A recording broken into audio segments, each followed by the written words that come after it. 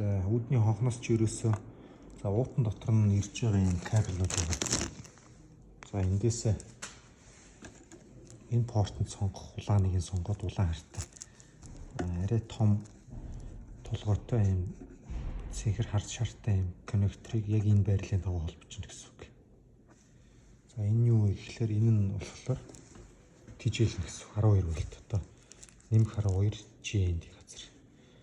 За энд холбосон энэ хар 2 байгаа. Энэ хар нь болохоор юу GND биш хар нь болохоор хар шар 2-ыг болохоор одоо энэ контрол нэмэх асар холбоно гэсэн үг.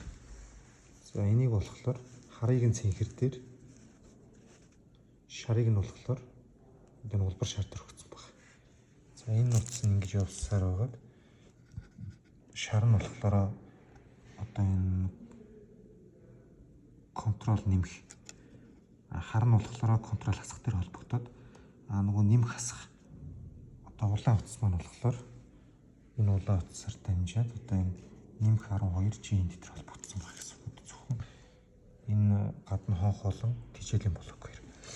За exit кноп нь болохоор short одоо энэ push GND дээр давхарлаад өгч гэсэн үг. За ингээд хар улаанаар холбоод хар улаан нь болохоор энэ дээр ингээд холбогдсон гэсэн үг. Соромж маань болохоор улаан нь болохоор NC дээр хар нь болохоор GND дээр холбогдчихно. Тэгэхээр ерөөдөө GND дээр чинь 3 шиг хар утас холбогдно гэсэн үг.